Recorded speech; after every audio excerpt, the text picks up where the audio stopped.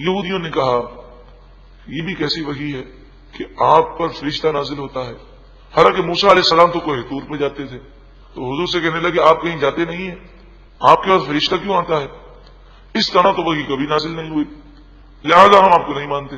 اس کا جواب دیا گیا انا اوحینا الیک، بے شک ہم نے آپ کی طرف وحی فرمائی، کما جیسا کہ اوحینا الی نوح، حضرت نوح علیہ السلام کی طرف ہم نے وحی فرمائی. تو جن نبیوں کو یہ یہودی عیسائی مانتے ہیں ان نبیوں پر بھی وحی کا یہی طریقہ رہا کہ فرشتہ ان کے پاس آتا. تو فرشتہ اگر کسی نبی کے پاس آ جائے اور وہ وحی کرے تو یہ کوئی ایسی بات نہیں کہ اسے تسلیم نہ کیا جائے. والنبیین من بعدہ، اور ان نبیوں پر ہم نے وحی فرمائی جو حضرت نوح علیہ السلام کے بعد ہوئے.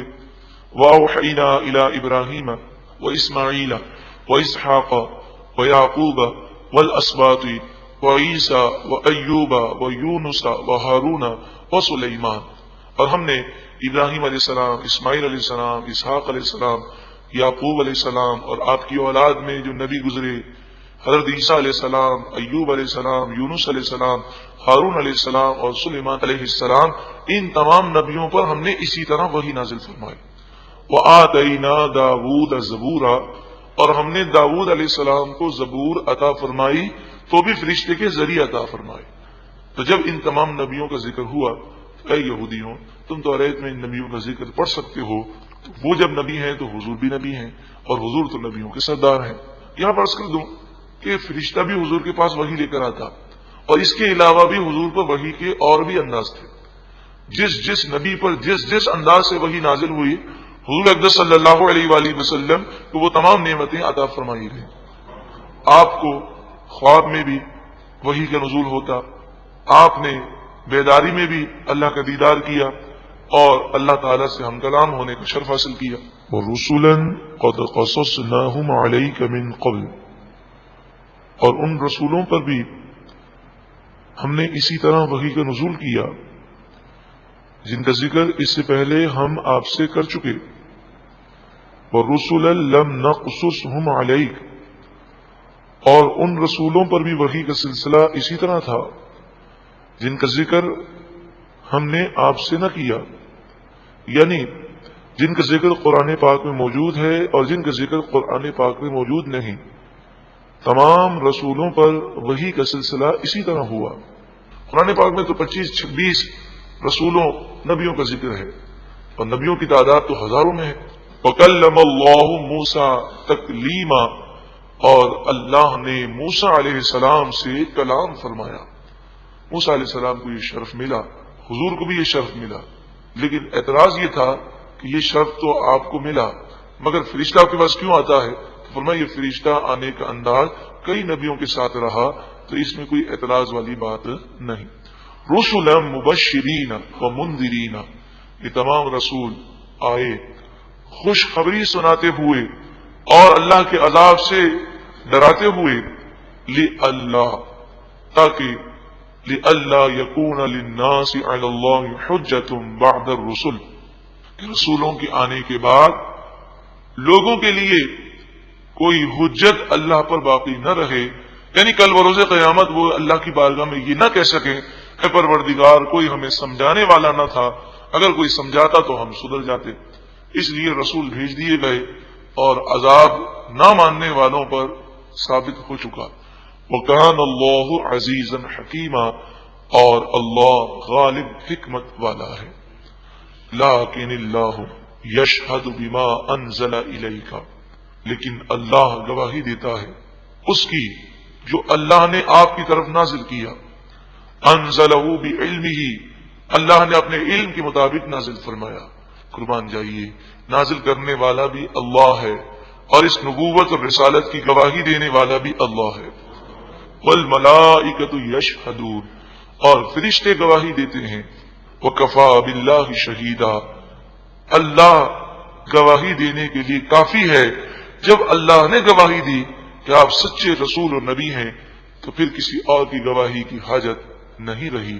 ان الذین کفروا، بے شک وہ لوگ جنہوں نے کفر کیا، وصدوا عن سبیل اللہ، اور اللہ کے راستے سے روکا، قد ضلوا ضلالا بعیدا، بے شک وہ دور کی گمراہی میں گمراہ ہو گئے. ان الذین کفروا، بے شک وہ لوگ جنہوں نے کفر کیا، وظلموا اور ظلم کیا، اسی حال میں مر گئے. لم یکن اللہ لیغفر لهم، اللہ تعالی ان کی بخشش نہیں فرمائے گا. ولا لیہدیہم طریقا، انہیں کل بروز قیامت کوئی راستہ نہیں دکھائے گا. الا طریق جہنم، ہاں جہنم کا راستہ انہیں دکھایا جائے گا. خالدین فیہا ابدا، ہمیشہ ہمیشہ وہ جہنم میں رہیں گے. یہ ابدن پر میں ایک بات عرض کروں. آج کل ہوتا یہ ہے کہ اس سے پہلے بھی عرض کیا تھا کہ دنیا کی کوئی بھی فیلڈ ہو تو دوسرا شخص جو اس فیلڈ سے تعلق نہیں رکھتا وہ اس پر تبصرہ نہیں کرتا.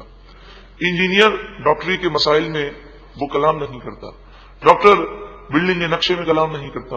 مگر دین اسلام کو ہم نے اتنا سمجھا ہوا ہے کہ جس کو آتا نہیں جاتا نہیں وہ ترجمہ یاد کر کے قرآن کھول کے بیٹھ جاتا ہے اور وہ تفسیر اپنے ذہن سے کرتا ہے. حالانکہ قرآن کی تفسیر کے لیے احادیث طیبہ دیکھنی پڑتی ہیں، صحابہ کرام کے اقوال دیکھنے پڑتے ہیں کہ اس آیت کی تفسیر حضور نے کیا بیان کی، صحابہ نے کیا بیان کی. تو ٹی وی پر ایسے کئی لوگ آتے ہیں کہ جو اہل نہیں ہیں جو تفسیر بیان کر سکیں، لیکن وہ آتے ہیں. تو اسی میں سے ایک صاحب ٹی وی پر آئے، انہوں نے ٹی وی پر کہا کہ کسی آیت کریمہ میں قرآن میں کسی مقام پر ایسا ہوگا کہ جنت کا ذکر ہے تو وہاں ابدن کا ذکر ہے کہ جنتی ہمیشہ ہمیشہ جنت میں رہیں گے، اور جہنم کا ذکر تھا تو خالدین فیہا، بس اتنا تھا، ابدن کے الفاظ نہ تھے. تو انہوں نے کہا کہ دیکھیں اس سے پتہ ہی چلا کہ کافر ہو کہ مسلمان ہر کوئی جنت میں جائے گا، نعوذ باللہ من ذالک. تو مسلمان تو جو جنت میں گیا وہ تو جنت میں جائے گا، اور کافر بھی جہنم میں جل کے پھر آخر کار جنت میں چلا جائے گا، کیونکہ یہاں پر ابدن کے الفاظ نہیں. تو کتنی بڑی نادانی ہے. ایسے لوگوں کے متعلق ہی نبی اکرم صلی اللہ علیہ وآلہ وسلم نے ارشاد فرمایا، من قال فی القرآن برأیہ فلیتبوأ مقعدہ فی النار. آپ نے فرمایا کہ جو شخص قرآن میں اپنی مرضی سے کلام کرے، اپنے منمانے تبصرے کرے، اس کے متعلق فرمایا کہ اسے چاہیے کہ وہ اپنا ٹھکانہ جہنم میں بنا لے.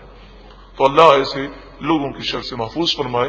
تو یہاں پر دکھانا یہ مقصود تھا، اگر اسے پورے قرآن پر مہارت ہوتی تو وہ جان سکتا کہ خالدین فیہا ابدن کے الفاظ بھی ہیں. الا طریق جہنم، جہنم کا راستہ کافروں کو دکھایا جائے گا. اور پھر کیا فرمایا، خالدین فیہا ابدن، وہ ہمیشہ ہمیشہ اس میں رہیں گے. بالکل بات واضح ہے کہ جو جہنم میں کافر جائے گا، جس کا خاتمہ کفر پر ہوا وہ جہنم میں جائے گا، اور جو جہنم میں جائے گا وہ پھر ہمیشہ ہمیشہ کافر جہنم میں ہی رہے گا، کافر کبھی جنت میں نہیں جائے گا. وَكَانَ ذَلِكَ عَلَى اللَّهِ يَسِيرًا، اور یہ بات اللہ پر آسان ہے، جہنم میں ڈالنا کوئی اللہ کے لیے مشکل نہیں. یا ایھا الناس، اے لوگوں، قد جاءکم الرسول بالحق من ربکم، اے لوگوں بے شک تمہارے پاس رسول تمہارے رب کی طرف سے حق لے کر آ گئے. فآمنوا خیر لکم، تو اے لوگوں تم ایمان لاؤ تو تمہارے لیے بہتر ہے. وَإِن تَكْفُرُوا، اور اگر تم کفر کرو تو یہ سمجھ لینا کہ تمہارے کفر کرنے سے اللہ کو کچھ بھی نقصان نہیں ہے. فَإِنَّ لِلَّهِ مَا فِي السَّمَاوَاتِ وَالْأَرْضِ، تو بے شک اللہ ہی کے لیے ہے جو کچھ آسمانوں و زمین میں ہے. وَكَانَ اللَّهُ عَلِيمًا حَكِيمًا، اور اللہ علم والا حکمت والا ہے. یا اہل الکتاب، اے اہل کتاب، لا تغلو فی دینکم، اپنے دین میں غلو نہ کرو، زیادتی نہ کرو کہ تم نے حضرت عزیر کو خدا کا بیٹا سمجھ لیا، عیسائیوں نے حضرت عیسیٰ علیہ السلام کو خدا کا بیٹا سمجھ لیا، یہودیوں نے توریت میں انجیل اور عیسیٰ علیہ السلام اور حضور اور قرآن کی جو بشارتیں تھیں وہ مٹا دی، عیسائیوں نے اپنی انجیل میں توریت اور موسیٰ علیہ السلام کا جو ذکر تھا وہ مٹا دیا، حضور کا ذکر تھا وہ مٹا دیا. تو یہ دین میں غلو کرنا ہے، زیادتی کرنا ہے، اس کو بدلنے کی کوشش کرنا ہے. وَلَا تَقُولُوا عَلَى اللَّهِ إِلَّا الْحَقَّ، اور اللہ پر وہی بات کہو جو سچی بات ہو، اللہ کے متعلق جھوٹی باتیں نہ کہو. إِنَّمَا الْمَسِيحُ عِيسَى ابْنُ مَرْيَمَ رَسُولُ اللَّهِ وَكَلِمَتُهُ، مسیح عیسیٰ ابن مریم اللہ کے رسول بھی ہیں اور کلمت اللہ بھی ہیں، لیکن وہ خدا کے بیٹے نہیں ہیں. عیسائی یہ کہتے تھے کہ اللہ نے ہمیں حکم دیا کہ ہم انہیں خدا کا بیٹا مانیں.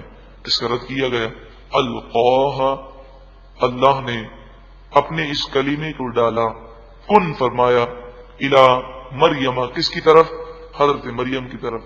تو بغیر باپ کے سبب کے، اس سبب کے بغیر اللہ نے اپنے کلمہ کن سے انہیں پیدا فرما دیا۔